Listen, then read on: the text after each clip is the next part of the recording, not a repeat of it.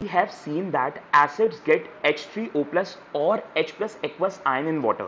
हमने वो हमें बता रहा है कि हमने ऊपर यहाँ पे चीज क्लियर आउट करी कि एसिड के अंदर बेटा क्या चीज कॉमन आ रही है। एसिड के अंदर कॉमन आ रहा है बेटा H3O प्लस, या फिर इसको हम बोल सकते हैं H प्लस एक्वस आयन। ये चीज यहाँ पे कॉमन आ रही थी। Now let us see what happens when a base is dissolve in water. तो कह रहा है कि अब हम देखते हैं कि अगर हम बेस को बेटा पानी के साथ डिसॉल्व करेंगे तो क्या होगा। तो जैसे एसिड को जब हमने पानी के साथ डिसॉल्व किया था बेटा, तो वहां पे हमें H प्लस आयंस देखने को मिले थे। इसी तरीके से अगर हम बेस को वाटर के साथ डिसॉल्व करेंगे ना बेटा, तो हमें वहां पे OH माइनस आयंस जो है देखने को मिलेंगे। और ये भी किस नेचर के रहेंगे बेटा, एक्वस के रहेंगे। आपको याद रखना होगा बेटा, ये एक्वस वर्ड आपको भूलना नहीं है बिल्कुल भी। देखो यहाँ पे क्या लिखा हुआ है, लिखा हुआ है NaOH। NaOH का मतलब होता है बेटा सोडियम हाइड्रोक्साइड। Sodium hydroxide. अगर मैं इसको वाटर के साथ रिएक्ट कराता हूं तो देखो सोडियम अलग हो गया और हाइड्रोक्साइड अलग हो गया। तो ये जो हाइड्रोक्साइड अलग हुआ है यही तो है बेटा मेरे पास OH माइनस आयंस। तो इसका मतलब यहां पे रिजल्ट क्या निकल रहा है कि जिस तरीके से एसिड को जब पानी के साथ रिएक्ट करा रहे थे तो हमें क्या मिल रहा था। देखो ये एसिड है और ये वाटर है, तो जब एसिड और वाटर को रिएक्ट करा रहे थे तो हमें H3O प्लस यानी कि H प्लस आयंस मिल रहे थे। इसी तरीके से जब मैं बेस को भी पानी के साथ रिएक्ट करा रहा हूं तो भी मुझे क्या मिल रहा है बेटा, OH माइनस आयंस मिल रहे हैं। नेक्स्ट पेज पे चलते हैं बेटा।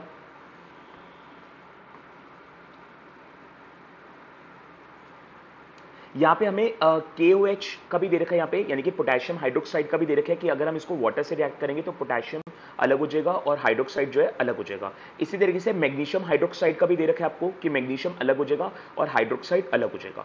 तो यहाँ पे कंक्लूजन क्या निकल रहा है, ये सारे बेस है बेटा। तो कंक्लूजन यही निकल रहा है कि जब बेस को हम वाटर के साथ रिएक्ट कराते हैं बेटा तो हमें क्या चीज ऑब्टेन होती है, तो हमें हाइड्रोक्साइड आयन जो है ना एक्वस नेचर का वो ऑब्टेन होता है। सो यहाँ पे कंक्लूड किया हुआ है, कह रहा है basis generate hydroxide ions in water. तो जो बेसिस होते हैं बेटा जब भी वो पानी के साथ रिएक्ट कराते हैं तो हमें क्या चीज ऑब्टेन करके देते हैं या क्या चीज जनरेट करके देते हैं, हाइड्रोक्साइड आयंस जो है जनरेट करके देते हैं। देन एक मोस्ट इंपॉर्टेंट पॉइंट यहाँ पे लिखा हुआ है जो एमसीक्यू फॉर्म के लिए बहुत इंपॉर्टेंट है बेटा। यहाँ पे लिखा हुआ है bases which are soluble in water are called alkalis.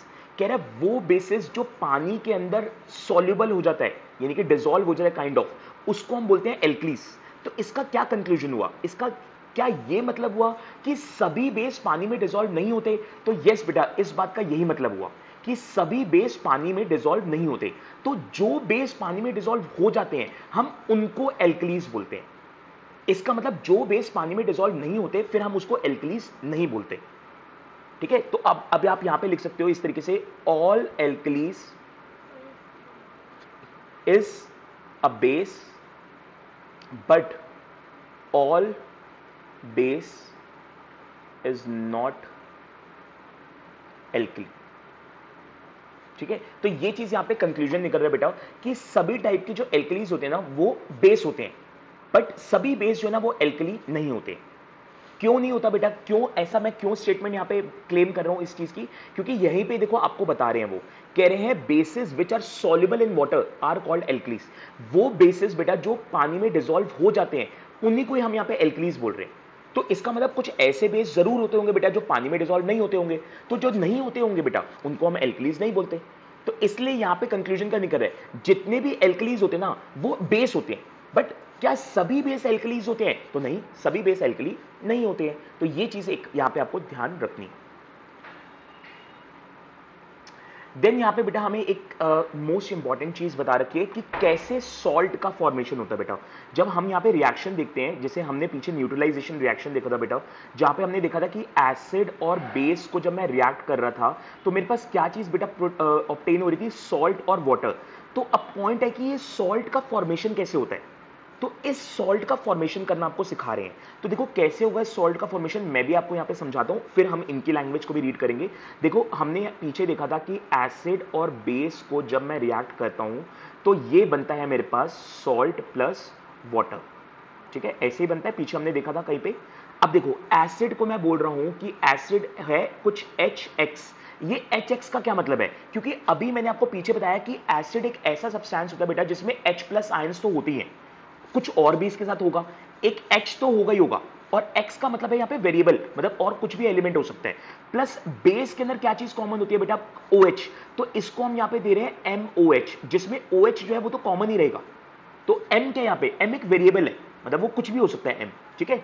तो अब ये बनेगा कैसे बेटा, तो ध्यान से देखो, तो यहाँ पे आप इस चीज को समझना कि जो ये H है और ये जो OH है, ये तो आपस में मिल जाएगा और मिलके क्या बना देगा बेटा, वाटर, मिलके क्या बना देगा, वाटर। तो अब बचा क्या, X और M, तो ये X और M क्या मिल जाएंगे, बन के बना देंगे सॉल्ट, मिलके क्या बना देंगे बेटा, ये सॉल्ट, तो बस बन गया यहाँ पे सॉल्ट। तो ये सॉल्ट का फॉर्मेशन कुछ इस तरीके से होता है। तो अब मान लो अगर पेपर में आपको इक्वेशन लिखनी आ जाए इस तरीके से, तो आप कैसे करोगे, तो आप कुछ इस तरीके से ही करने वाले हो यहाँ पे बेटा, कि आप एसिड और बेस को क्या करोगे, कंबाइन करोगे, उसमें जो एसिड का H होगा उसको अलग कर दोगे और बेस का जो OH होगा उसको अलग कर दोगे और इन दोनों को मर्ज करके बना दोगे वाटर। और जो बाकी दोनों के एलिमेंट्स बच जाएंगे ना, उन दोनों को आपस में रिएक्ट करके क्या बना दोगे, सॉल्ट। तो इस तरीके से यहां पे बेटा आपको एसिड और बेस के से रिएक्ट करके आपको सॉल्ट और वाटर बना के दिखा रहे हैं, ठीक है। जैसे इसका एक एग्जांपल लेते हैं, एग्जांपल के लिए मैं एसिड ले रहा हूं बेटा, सॉरी एसिड में ले रहा हूं HCl, एक एग्जांपल से समझाता हूं बेटा। तो एसिड ले रहा हूं मैं HCl और बेस ले रहा हूं मैं NaOH। HCl का मतलब हो गया हाइड्रोक्लोरिक एसिड और बेस का मतलब यहाँ पे NaOH का मतलब हो गया बेटा सोडियम हाइड्रोक्साइड। तो अब ध्यान से देखो मैं क्या बोल रहा हूं यहाँ पे, देखो HCl का जो H है उसको मैंने अलग कर दिया और बेस का जो OH है इसको मैंने अलग कर दिया और अलग करके यहाँ पे मैंने क्या बना दिया, वाटर। तो अब मेरे पास बचा क्या, अब मेरे पास बचा क्लोरीन और सोडियम, इसको मैंने आपस में रिएक्ट कर दिया, तो ये क्या बन गया, सोडियम क्लोराइड, बस आंसर खत्म। तो इस तरीके से हम यहाँ पे क्या कर सकते हैं बेटा, सॉल्ट का फॉर्मेशन कर सकते हैं। तो अब देखो यहाँ पे क्या लिखा हुआ है, इसको रीड करते हैं। कह रहे हैं now as we have identified that all acid generate H+ ions and all bases generate OH- ions, we can view the neutralisation reaction as follows. तो कह रहे हैं कि क्योंकि अब हम आइडेंटिफाई करके आ चुके हैं बेटा कि सारे एसिड जो है वो H+ आयंस जनरेट करते हैं और सारे बेसिस OH- आयंस जनरेट करते हैं, तो जब हम इनको न्यूट्रलाइज रिएक्शन मतलब एग्जिस्ट करेगा तो किस तरीके से यहाँ पे रिएक्शन होगा। तो देखो आपको इन्होंने यहाँ पे दिखा रखा है, एसिड और बेस अगर रिएक्ट करते हैं तो बनाते हैं ये सॉल्ट और वाटर, ठीक है। अब एसिड का फॉर्मूला क्या ले रहे हैं यहाँ पे, ये HX क्यों ले रहे हैं, क्योंकि H तो कॉमन है जो सभी एसिड के अंदर मिलेगा और X यहाँ पे वेरिएबल है, वो कुछ भी हो सकता है यहाँ पे। और इसी तरीके से बेस का ये ले रहे हैं बेटा MOH में जो OH है वो तो सभी बेस में कॉमन है बेटा और M के यहाँ पे वेरिएबल, जो कुछ भी हो सकता है वो। अब देखो यहाँ पे क्या हुआ, यहाँ पे H और OH जो है, ये H और ये जो OH है इससे मिलके तो बन गया बेटा वाटर। देखो इसने लिखा हुआ है HOH का मतलब क्या होता है, H2O, ठीक है। और बचा क्या, M और X, ये M और X जो है मिलके क्या बना दिया इन्होंने, सॉल्ट, बस आंसर यहाँ पे खत्म। एक्टिविटी 2.10 में बेटा क्या बता रहे हैं, इसको हम रीड करते हैं। यहां पे कह रहे हैं बेटा take 10 ml water in a beaker, आपको 10 ml वाटर जो है ना बेटा एक बीकर के अंदर ले लेना है। Add a few drops of concentrated H2SO4 to it and swirl the beaker slowly. अब आपको क्या करना है बेटा, एक बीकर अंदर लेना है, बीकर के अंदर आपको 10 ml वाटर डाल देना है और फिर क्या करना है, इसके अंदर फ्यू ड्रॉप्स ऑफ H2SO4 यानी कि सल्फ्यूरिक एसिड की इसके अंदर फ्यू ड्रॉप्स आपको डाल देनी है, ठीक है, इस बीकर के अंदर। Touch the base of the beaker, फिर डालने के बाद आपको बीकर का बेस को टच करना है बेटा। Is there a change in temperature, क्या आपको यहाँ पे टेम्परेचर में चेंज देखने को मिलेगा बेटा, क्या आपको यहाँ पे टेम्परेचर में चेंज देखने को मिलेगा, तो यस आंसर है बेटा, यस यहाँ पे आपको टेम्परेचर में चेंज देखने को मिलेगा। क्या ये रिएक्शन एक्सोथर्मिक होगा या ये एंडोथर्मिक होगा, तो आंसर है बेटा ये एक्सोथर्मिक होगा। अब क्या मतलब था ये एक्सोथर्मिक और एंडोथर्मिक का, तो ये चैप्टर नंबर 1 में बेटा आपने कवर किया होगा। एक्सोथर्मिक का मतलब होता है बेटा कि हीट का प्रोडक्शन होना, हीट प्रोड्यूस होना, और एंडोथर्मिक का मतलब होता है बेटा हीट एब्जर्व कर लेना, हीट एब्जर्व कर लेना। तो ये जो रिएक्शन हो रहा है यहां पे हीट एब्जर्व नहीं हो रही है बेटा, हीट प्रोड्यूस हो रही है। तो इसका मतलब वो कह रहे हैं कि is there an exothermic reaction और एंडोथर्मिक रिएक्शन, तो क्या ये एक्सोथर्मिक रिएक्शन है या एंडोथर्मिक रिएक्शन है, तो आंसर है एक्सोथर्मिक रिएक्शन है। Repeat the activity with sodium hydroxide pellet and result record your observation, और ये चीज आपको सोडियम हाइड्रोक्साइड के साथ भी करनी है और सोडियम हाइड्रोक्साइड के साथ भी आपको यही रिजल्ट देखना है। तो अगर आप सोडियम हाइड्रोक्साइड के साथ करोगे बेटा तो भी यही रिजल्ट रहेगा कि एक तो टेम्परेचर इंक्रीज हो जाएगा, यानी कि जो बीकर है वो हॉट हो जाएगा, और जो रिएक्शन है वो एक्सोथर्मिक रिएक्शन देखने को मिलेगा। अब ये क्या रिएक्शन है, इसको यहाँ पे थोड़ा सा डिटेल में समझने की कोशिश करते हैं। तो देखो यहाँ पे उसने क्या बोला, उसने बोला कि यहाँ पे बीकर लो, बीकर में पानी डाल दो, वाटर, तो वाटर डालने के बाद इसमें आपको फ्यू ड्रॉप्स जो है ना एसिड के डाल देने हैं। तो जब भी एसिड और वाटर आपस में रिएक्ट करेंगे ना बेटा, तो ये हीट जनरेट करेंगे, ये हीट को क्या करेंगे बेटा, जनरेट करेंगे, जिससे ये रिएक्शन कौन सा रिएक्शन बन जाएगा, एक्सोथर्मिक रिएक्शन बन जाएगा।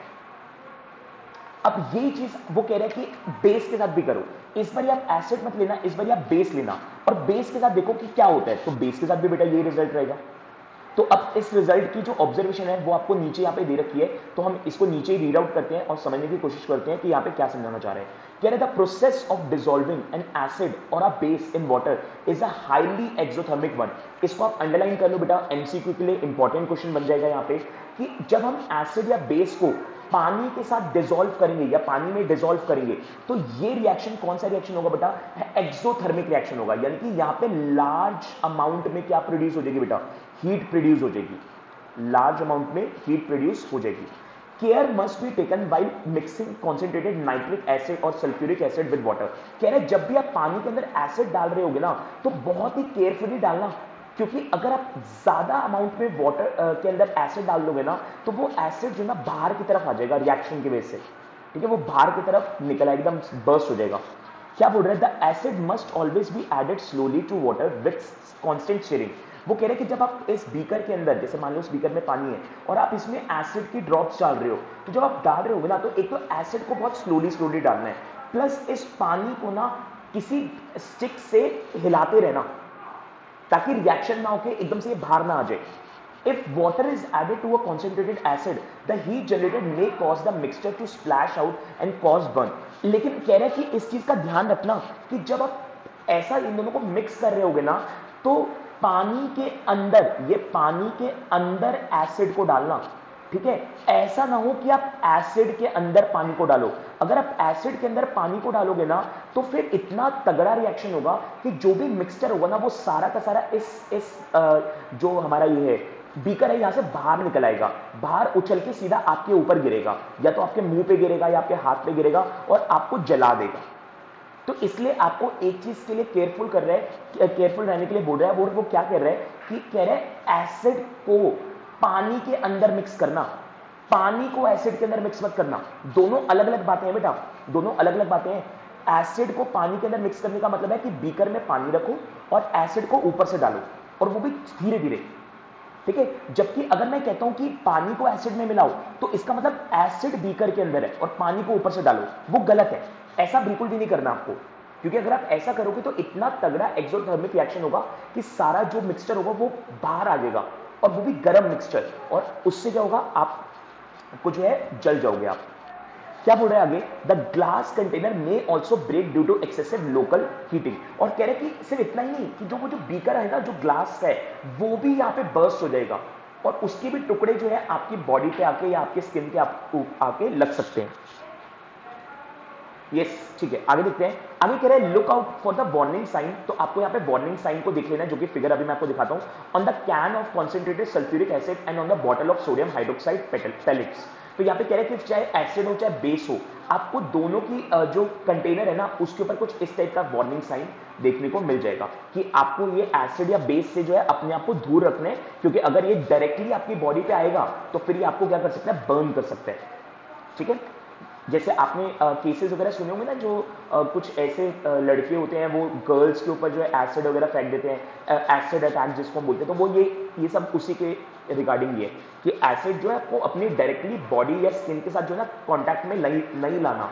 अगर आप ऐसा करोगे तो फिर वो स्किन जो है जल सकती है, तो ये सब चीज़ें आपको अवॉइड करनी है।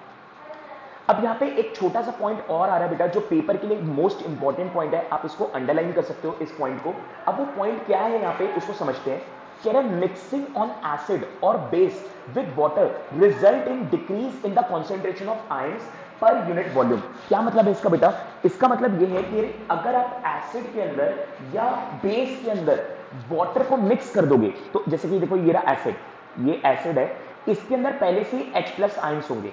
इसी तरीके से ये बेस है और इसके अंदर कौन से आयन होंगे बेटा, OH- आयंस होंगे। कह रहे हैं इसके अंदर इन दोनों में अपना अपना, अगर आप और पानी ऐड कर दोगे तो इनके अंदर जो कॉन्सेंट्रेशन का अमाउंट है ना, वो डिक्रीज कर जाएगा, वो डिक्रीज कर जाएगा। इसको आप इस तरीके से समझो, थोड़ा सा सेंस लगाना, लॉजिक समझना। जैसे कि मान लो ये इस ग्लास में मिल्क है, ठीक है, तो मिल्क की जो प्रॉपर्टी होती है वो आपको पता ही है कि बेटा मिल्क कैसा होता है। तो अगर आप इस मिल्क के अंदर पानी डालने लग जाओगे, तो इस मिल्क की जो प्रॉपर्टी है वो धीरे धीरे करके क्या हो जाएगी, खत्म हो जाएगी, यानी कि फिर वो पानी बन जाएगा, वो जो दूध है वो कुछ और नहीं, फिर वो पानी बन जाएगा। तो इसी तरीके से आप ये समझो कि अगर एसिड के अंदर H प्लस आयंस की प्रॉपर्टी है, तो अगर आप उसके अंदर लगातार पानी डालते रहोगे डालते रहोगे डालते रहोगे, तो जो H प्लस आयंस की प्रॉपर्टी है ना वो धीरे धीरे करके लूज हो जाएगी या फिर डिक्रीज हो जाएगी। सेम विद बेस, बेस के अंदर OH माइनस की प्रॉपर्टी है, अगर आप इसमें लगातार पानी डालते रहोगे तो ये जो OH माइनस की प्रॉपर्टी है ना वो धीरे धीरे करके लूज हो जाएगी, या आप ऐसा कह लो कि डिक्रीज हो जाएगी। तो अभी जो प्रोसेस होता है ना जिसके अंदर एसिड और बेस की जो प्रॉपर्टी है वो कम हो जाती है, तो उस प्रोसेस को हम बोलते हैं डाइल्यूजन। इस प्रोसेस को हम क्या बोलते हैं बेटा, डाइल्यूजन। ये अब आपको याद रखना है, पेपर के लिए इंपॉर्टेंट है। और ये जो एसिड या बेस है इसको डाइल्यूटेड बोलेंगे, कि ये कैसा वो है बेटा, डाइल्यूटेड एसिड या डाइल्यूटेड बेस। आपने कभी सुना होगा ना ये वर्ड, पीछे भी कई बार आए हैं कि डाइल्यूट हाइड्रोक्लोरिक एसिड ले लो या डाइल्यूट बेस ले लो, तो इसका मतलब ये है कि उसके अंदर वाटर की क्वांटिटी ज्यादा है, जिसकी वजह से एसिड की जो एक्चुअल प्रॉपर्टी है वो अब यहाँ पे लूज हो चुकी है, पूरी तरीके से लूज नहीं हो चुकी है, डिक्रीज हो चुकी है, ऐसा हम कह सकते हैं यहाँ पे। हाउ स्ट्रॉन्ग आर एसिड और बेस सॉल्यूशन। तो नेक्स्ट हमारे पास टॉपिक बेटा यही रहने वाला है कि हमें कैसे पता चलेगा बेटा कि कौन सा एसिड कितना ज़्यादा स्ट्रॉन्ग है और कौन सा एसिड कितना ज़्यादा वीक है। देन इसमें क्या बता रहे हैं बेटा, इसमें हमें कह रहे हैं we know how acid base indicators can be use to distinguish between an acid and a base. वो कह रहे हैं हम अभी तक जान चुके हैं बेटा कि कौन कौन से इंडिकेटर्स हैं जो हमें ये हेल्प करते हैं पता लगाने में कि कौन सी चीज़ एसिड और कौन सी चीज़ बेस है। अब कौन कौन से इंडिकेटर्स बेटा हम देख चुके हैं, हम यहाँ पे टेस्ट के बेसिस पे पता लगा चुके हैं, लिटमस पेपर के बेसिस पे पता लगा चुके हैं, टर्मरिक के बेसिस पे पता लगा चुके हैं, ऑल फैक्ट्री इंडिकेटर के बेसिस पे पता लगा चुके हैं, कुछ आर्टिफिशियल जो आर्टिफिशियल हमारे पास इंडिकेटर्स थे जैसे कि फिनेलेक्थिलीन हो गया या मिथाइल ऑरेंज हो गया, हम उसके बेसिस पे पता लगा चुके हैं। तो अलग अलग तरीके से हमने ये पता लगा लिया बेटा कि कौन सी चीज़ एसिड और कौन सी चीज़ बेस है, ठीक है।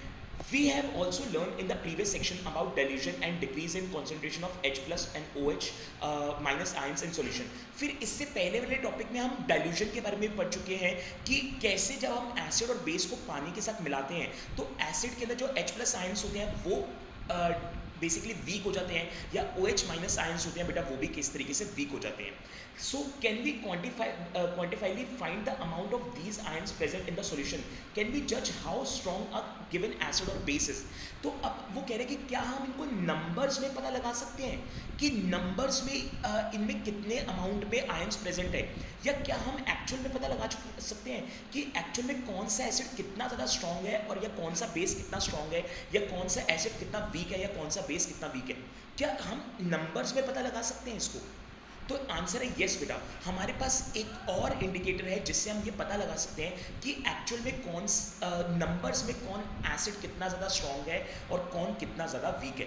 तो उसके लिए हमारे पास एक यूनिवर्सल इंडिकेटर है, हमारे पास बेटा एक यूनिवर्सल इंडिकेटर है जिसको हम बोलते हैं पीएच स्केल। पीएच स्केल, अब ये पीएच स्केल दिखता कैसे है ये मैं आपको दिखाता हूँ बेटा। ये देखो बेटा, ये आपका पीएच स्केल है, ये आपका पीएच स्केल है। इसमें क्या होता है बेटा, इसमें हमारे पास डिफरेंट डिफरेंट कलर्स होते हैं, और ये डिफरेंट डिफरेंट कलर्स जो है ना हमें ये पता लगाने में मदद करते हैं कि कौन सी चीज़ एसिडिक है और कौन सी चीज़ बेसिक है, और एसिडिक में भी कौन सी चीज़ स्ट्रॉन्ग एसिड है और बेस में भी कौन सी चीज़ स्ट्रॉन्ग बेस है, या वैसा वैसा में हो जाएगा आपका कि कौन सी वीक एसिड है और कौन सी वीक बेस है। तो ये सब आपको पता लगाता है बेटा पीएच स्केल। पीएच स्केल, अभी ये पीएच स्केल का मीनिंग वगैरह क्या होता है ये अभी हम थोड़ी देर में डिस्कस करते हैं। तो पहले तो आप ये देखो कि जो स्केल है ना इसमें हमारे पास 14 नंबर्स होते हैं, 14 नंबर्स होते हैं, जिसमें से जो सेंटर वाला पार्ट होता है ना बेटा, 7th वाला, ये आपका न्यूट्रल होता है बेटा।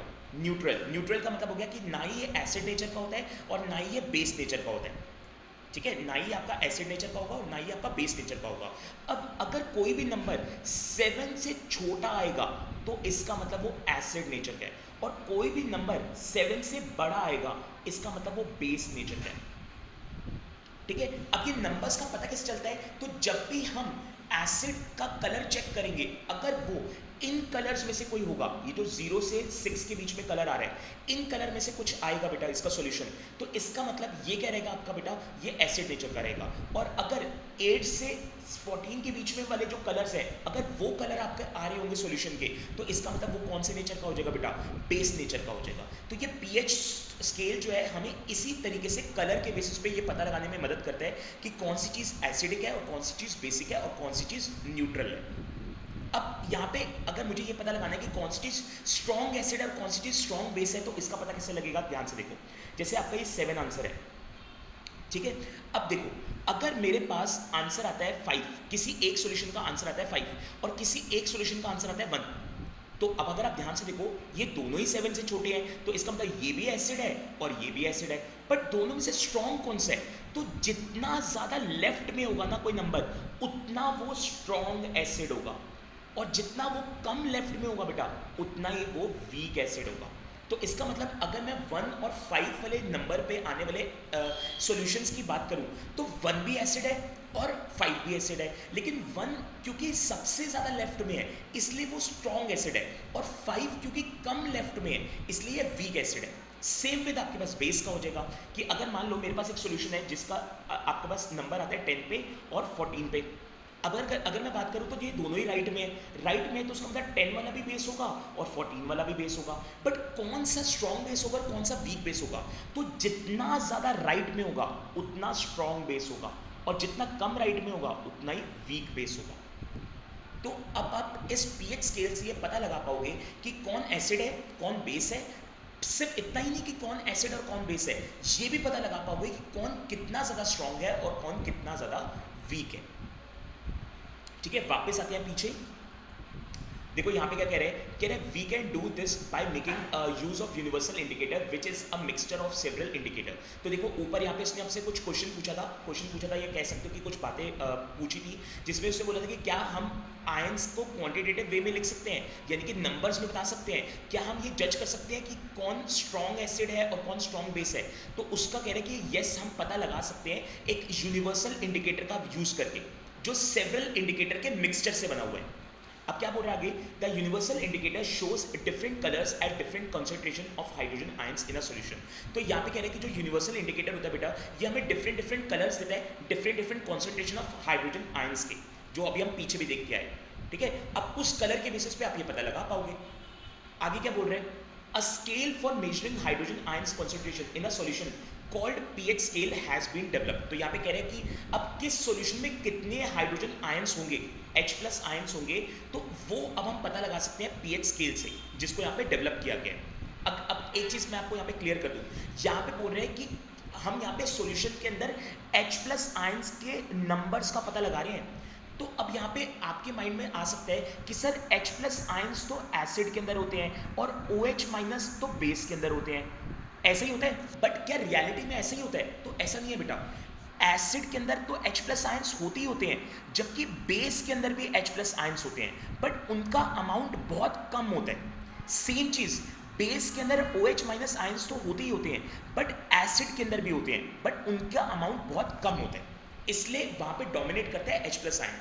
मतलब एसिड के अंदर H+ आयंस भी होंगे, OH- आयंस भी होंगे, लेकिन डोमिनेट करता है H+ आयंस। जबकि बेस के अंदर भी अगेन OH- भी होंगे और H+ भी होंगे, बट डोमिनेट करता है OH- आयंस। तो अब ये पीएच स्केल हमें हेल्प करेगा बेटा पता लगाने के लिए कि किस सॉल्यूशन में कितने हाइड्रोजन आयंस एग्जिस्ट करते हैं।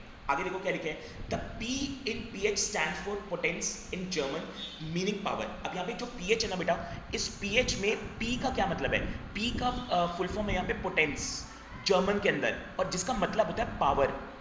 क्या मतलब होता है बेटा, पावर। और H क्या होता है बेटा, यहाँ पे H होता है हाइड्रोजन आयंस, हाइड्रोजन आयंस, क्योंकि हम यहाँ पे पता क्या लगा रहे हैं बेटा, हाइड्रोजन आयंस का ही तो पता लगा रहे हैं। तो हम यहाँ पे पीएच का फुल फॉर्म हो गया पोटेंस यानी कि पावर, और H का हो गया हाइड्रोजन, जिसको हम यहाँ पे स्केल कर रहे हैं, मतलब कि नाप रहे हैं। अब क्या लिखे आगे, on the pH scale we can measure pH generally from 0 to 14।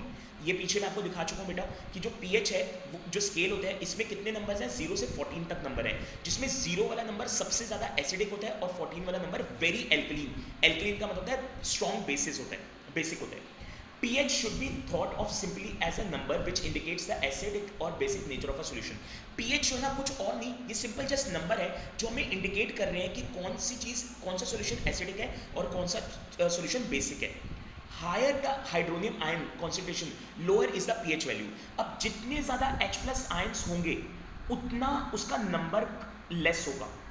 जैसे अभी हमने देखा ना 7 से छोटा जो भी था 6, 5, 4, 3, 2, 1, 0, तो ये छोटे हैं, ये सारे एसिड नेचर के हैं. और एसिड नेचर क्या मतलब H प्लस आयन्स इसमें है. अब वो कह रहे हैं जितना ज्यादा छोटा नंबर होगा ना pH वैल्यू का 7 से छोटा, उतना ही ज्यादा वो ज्यादा H प्लस आयन्स उसके अंदर मिलेंगे. और जितना 7 से बड़ा होगा उतना ही H प्लस आयन्स कम मिलेंगे, जबकि OH माइनस आयन्स ज्यादा मिलेंगे. अब ये मैं आपको दिखाता हूँ फिगर से. देखो नीचे फिगर दे रखे हैं, इससे समझने की कोशिश करो. देखो ये रहा, ये आपका न्यूट्रल है. अब कह रहे हैं जितना ज्यादा मैं छोटा जाता जाऊंगा उतना H प्लस आयन्स बढ़ते जाएंगे. देखो ये ब्लू वाला जो है ना H प्लस आयन्स है, इसको ध्यान से देखो, ये ब्लू वाला H प्लस आयन्स है, ठीक है. तो जितना ज्यादा मैं लेफ्ट में जाता जा रहा हूँ, जितना ज्यादा मैं लेफ्ट में जाता जा रहा हूँ नंबर्स में, उतना देखो मेरा H प्लस आयन्स बढ़ता जा रहा है. देखो ये बढ़ रहा है. देखो जैसे जैसे मैं लेफ्ट में जाता जा रहा हूँ ये बढ़ता जा रहा है और जीरो पे सबसे ज्यादा है. और जितना ज्यादा मैं राइट में जा रहा हूँ उतना मेरा H प्लस आयन्स कम होता जा रहा है. देखो और कम कम कम कम, और ऐसे करते करते 14 में तो ऑलमोस्ट मतलब नील के बराबर हो जाएगा. अब सेम चीज OH माइनस के साथ ले लो. सेम चीज ये OH माइनस के साथ ले लो. OH माइनस यानी कि बेस. जितना ज्यादा मैं राइट में जाता जाऊंगा उतना मेरा OH बढ़ता जाएगा. देखो OH बढ़ता जा रहा है, OH आपका बढ़ रहा है. और जितना लेफ्ट में जाऊंगा OH माइनस होता जा रहा है. तो ये तो वाइस वर्सा है बेटा. ये तो अगर आप एक समझ गए तो दूसरा ऑटोमेटिकली समझ लोगे. तो आपको देखो यहाँ पे नीचे कंक्लूड भी करा हुआ है. अगर आप राइट में लेफ्ट में जा रहे हो तो increase in H plus ion, और लेफ्ट में जा रहे हो तो decrease in H plus ions. तो ये चीज आपको यहाँ पे बताने की कोशिश कर रहे हैं. यहाँ पे देखो आगे क्या कह रहे हैं, the pH of neutral solution is 7. जो न्यूट्रल वैल्यू रहेगी वो 7 रहेगी.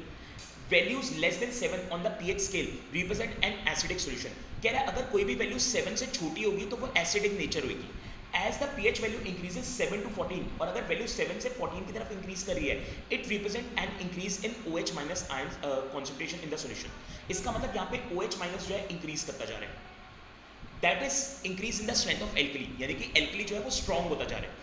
Generally paper impregnated with the universal indicator is used for measuring pH. यहाँ पे जनरली क्या होता है बेटा, एक ऐसा पेपर लिया जाता है जिसपे हमें अलग अलग कलर्स जो है डाल दिए जाते हैं, और उस कलर के बेसिस पे जो है हम यहाँ पे इसको pH को यूज करते हैं. मतलब कि एक पेपर ले लिया जाएगा, उस पर pH सॉल्यूशंस डाला जाएगा, जिसके बेसिस पे हम इसको क्या करेंगे बेटा, मेजर करेंगे, या फिर नंबर्स को हम आइडेंटिफाई करेंगे कि कौन से नंबर पे ये कलर मैच हो रहा है, और फिर उसके हिसाब से हम पता लगा लेंगे कि ये एसिड है या बेस है. आप बेटा इस एक्टिविटी को कंप्लीट कर लो अपने पास, और ये पेपर के लिए इंपॉर्टेंट है एमसीक्यू में आने के लिए, तो इसको आप नोट डाउन कर लो. देन बेटा यहाँ पे क्या कंक्लूड कर रहा है, कह रहा है the strength of acids and bases depends on the number of H plus ion and OH minus ion produce respectively. तो कह रहा है कि एसिड और बेस की जो स्ट्रेंथ है बेटा वो डिपेंड करती है H प्लस आयन पे और OH माइनस आयन पे. If we take hydrochloric acid and acetic acid of the same concentration, say 1 molar, then these product different amount of hydrogen ions. तो different amounts of hydrogen ion. तो क्या बोल रहा है बेटा, कह रहा है कि अगर एक तरफ मैं HCl ले लेता हूँ और एक तरफ मैं acetic acid ले लेता हूँ, तो दोनों की क्वांटिटी मैं सेम ले रहा हूँ, लेकिन फिर भी दोनों में जो H प्लस आयन की क्वांटिटी होगी ना, अमाउंट होगा, वो अलग अलग होगा. H प्लस आयन में हाइड्रोक्लोरिक में H प्लस आयन की क्वांटिटी बहुत ज्यादा होगी, जबकि एसिटिक में H प्लस आयन की क्वांटिटी बहुत ही मतलब उसके कंपैरेटिवली काफी कम होगी, जिसकी वजह से HCl जो है ना वो एक स्ट्रॉन्ग एसिड की तरह निकल के आएगा. स्ट्रॉन्ग एसिड की तरह निकल के आएगा क्योंकि उसकी सबसे ज्यादा H प्लस आयन है, जबकि एसिडिक एसिड जो है ना H प्लस आयन की कंपैरेटिवली वीक एसिड निकल के आएगा क्योंकि उसकी H प्लस आयन क्या बेटा कम है. अब मैंने आपको अभी बताया था थोड़ी देर पहले भी, जितना ज्यादा स्ट्रॉन्ग एसिड होगा उतने ज्यादा वो लेफ्ट में होगा.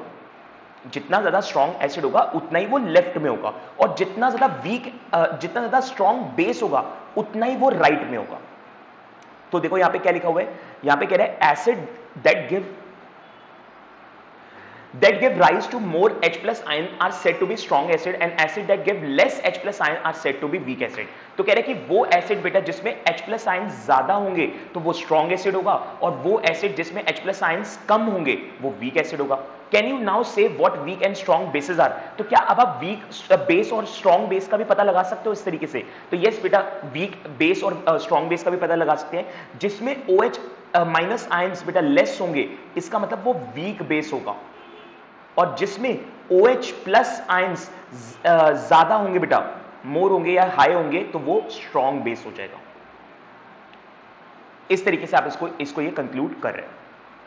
ठीक है, तो ये चीजें हमने पहले डिस्कस कर ली थी, यहां पे हमने रीड भी कर लिया है। अब आते हैं नेक्स्ट टॉपिक के ऊपर। अगेन ये टॉपिक भी बेटा एमसीक्यू के लिए बहुत ही ज्यादा इंपॉर्टेंट है, और कॉन्सेप्ट का नाम है importance of pH in everyday life. हमारी एवरीडे लाइफ में पीएच की क्या इंपॉर्टेंस है, तो इसको हम यहां पे कवर करते हैं बेटा। सबसे पहला पॉइंट आ रहा है, are plants and animal pH sensitive? क्या प्लांट्स और एनिमल जो है वो पीएच सेंसिटिव होते हैं? यानी कि हम जो प्लांट्स और एनिमल है, जैसे हम एनिमल्स हैं और प्लांट्स होते हैं, क्या हम पीएच वैल्यू को ध्यान में रख के अपनी बॉडी को मेंटेन करते हैं, या हमारी बॉडी क्या पीएच वैल्यू के हिसाब से मेंटेन रहती है? और क्या अगर इसमें कोई चेंज आ गया तो क्या हमें कोई हार्म होगा? तो उसके बारे में हमें यहां पे कवर करना है। तो यस बेटा, हम our body works with in the pH range of 7 to 7.8। तो हमारी जो बॉडी है बेटा, ह्यूमन बॉडी जो है या प्लांट की बॉडी है, वो 7 to 7.8 की रेंज में काम करती है। मतलब कि अगर आपकी बॉडी 7 से कम हो जाए या 7.8 से ज्यादा हो जाए, तो ये हमारे लिए हार्मफुल हो सकता है। Living organism can survive only in narrow range of pH change. अगर इनमें थोड़ा सा चेंज आएगा ना, तभी हम सर्वाइव कर पाएंगे। अगर ज्यादा चेंज आ गया ना, यानी कि ज्यादा एसिडिक नेचर की बॉडी हमारी होगी या ज्यादा बेसिक नेचर की होगी, तो फिर एक लिविंग ऑर्गेनिज्म सर्वाइव नहीं कर पाएगा। When pH of rain water is less than 5.6, it is acidic rain। आपने एसिड रेन के बारे में सुना होगा कि जब बारिश जो रेन का वाटर होता है बेटा, उसके अंदर एसिड मिल जाता है, ठीक है, ड्यू टू पॉल्यूशन। तो उसकी वजह से क्या होता है बेटा, जो पानी है बारिश का, उसकी पीएच वैल्यू 5.6 से गिर जाती है। तो अगर ये 5.6 से गिर गई तो ये एसिड रेन बन जाएगी, और अगर ये एसिड रेन फिर किसी प्लांट और एनिमल पे आके गिरेगी ना, तो फिर ये उसकी बॉडी को क्या कर सकती है, हार्म कर सकती है।